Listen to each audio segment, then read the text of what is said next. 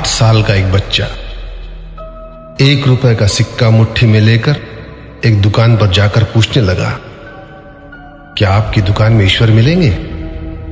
दुकानदार ने यह बात सुनकर सिक्का नीचे फेंक दिया और बच्चे को निकाल दिया।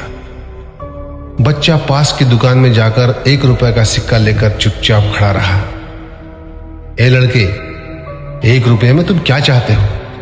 मुझे ईश्वर चाहिए, आपकी दुकान में है। दूसरे दुकानदार ने भी भगा दिया, लेकिन उस अबोध बालक ने हार नहीं मानी। एक दुकान से दूसरी दुकान, दूसरी से तीसरी, ऐसा करते करते कुल 40 दुकानों के चक्कर काटने के बाद एक बूढ़े दुकानदार के पास पहुंचा। उस बूढ़े दुकानदार ने पूछा, तुम ईश्वर को क्यों खरीदना चाहते हो? क्या करोगे ईश्वर लेकर? पहली बार एक दुकानदार के मुंह से यह प्रश्न सुनकर बच्चे के चेहरे पर आशा की किरणें लहराई। लगता है इसी दुकान पर ही ईश्वर मिलेंगे। बच्चे ने बड़े उत्साह से उत्तर दिया, इस दुनिया में माँ के अलावा मेरा और कोई नहीं है। मेरी माँ दिन भर काम करके मेरे लिए खाना लाती है। मेरी माँ अब अस्पताल में है। अगर मेरी माँ मर गई तो मुझे कौन खिलाएगा? डॉक्टर ने कहा है कि अब सिर्फ ईश्वर ही तुम्हारी माँ को बचा सकते हैं। क्या आपकी दुकान में ईश्वर मिलेंगे? हाँ मिलेंगे। कितने पैसे हैं तुम्हारे पास? सिर्फ 1 रुपया। कोई दिक्कत नहीं है, 1 रुपए में ही ईश्वर मिल सकते हैं। दुकानदार ने बच्चे के हाथ से 1 रुपया लिया और उस 1 रुपए के अंदर 1 गिलास पानी के अलावा बेचने के लिए उसके पास कुछ भी नहीं था। इसलिए उस बच्चे को फिल्टर से 1 गिलास पानी भरकर दिया और कहा, यह पानी पिलाने से ही तुम्हारी माँ ठीक हो जाएगी।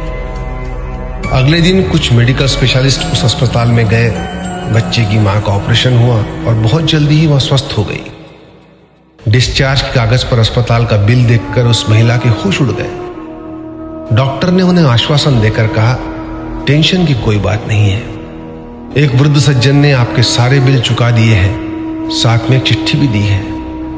महिला चिट्ठी खोलकर पढ़ने लगी।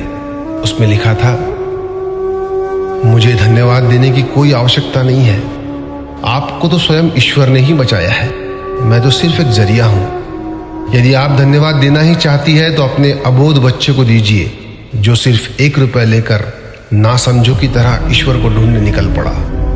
उसके मन में यह दृढ़ विश्वास था कि एकमात्र ईश्वर ही आपको बचा सकते हैं। विश्वास इसी को कहते हैं। ईश्वर को ढूंढने के लिए करोड़ों रुपए दान करने की जरूरत नहीं होती। यदि मन में अटूट विश्वास हो तो वे 1 रुपए में भी मिल सकते हैं। आइए इस महामारी से बचने के लिए हम सभी मन से ईश्वर को ढूंढें, उनसे प्रार्थना करें। आपका दिन शुभ हो।